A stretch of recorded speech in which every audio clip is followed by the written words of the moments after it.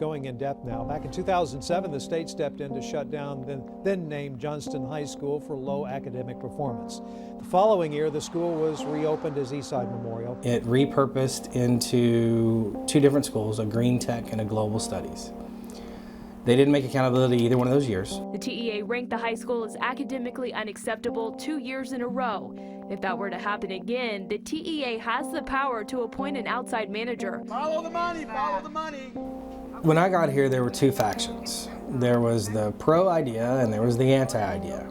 There was a group of Johnston alum that were very pro-idea, and the anti-idea had really just kind of started to really gain wind and start to really be vocal about their opposition to their neighborhood school being taken over in their terms by a charter. They had started to get a group of students speaking out. They had a group of teachers speaking out. They had a group of community members speaking out. And they had formed a group called Pride of the Eastside that started pushing against IDEA and a charter school. We were talking about organizing and trying to get this information out because it felt like it was just happening and none of our parents knew and nobody was really involved in the decision. In December, before they officially voted to go with IDEA, we went to a bunch of the board meetings. We marched down there, we had some rallies, and some of our students, actually a lot of our students, attended these community meetings and spoke out. If the high school is viewed poorly outside of our campus, parents won't want their kids to be enrolled. We walk from like Eastside all the way to like the board, but we took like a bus to get there, but like halfway. But most of the time we walked and we were just chanting, Eastside, Eastside, don't let us down.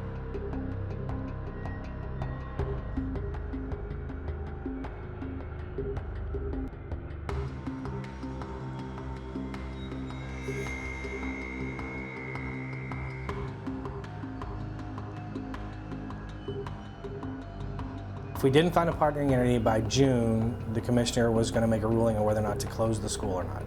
So we were under that pressure as well. So when we got rid of IDEA, Maria Karstaffen, she said we had to find a partner that was as like as IDEA. Finally, we find who? Who do we find? Johns Hopkins University.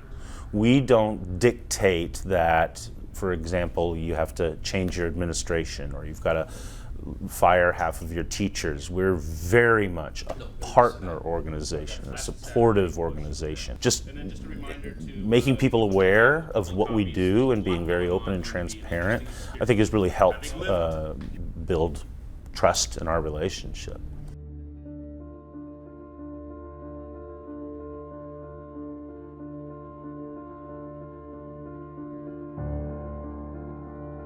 I mean, we still had no clue whether or not on June 4th or 5th or whatever that was, whether we were going to be open for business in August.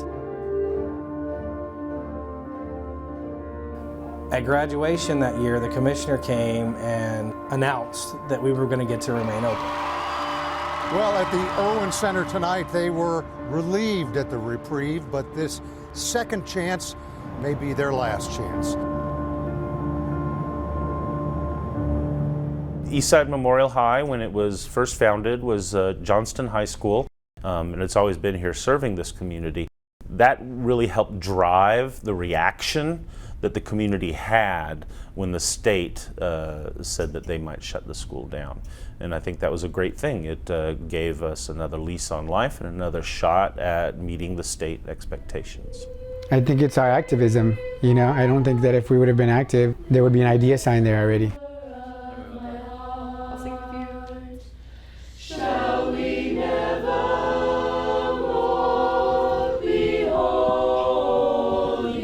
I think the kids seeing that their voices mattered and seeing their students stand up for themselves and stand up for their school and be proud of their school had this really like huge ripple effect, and the whole campus felt it.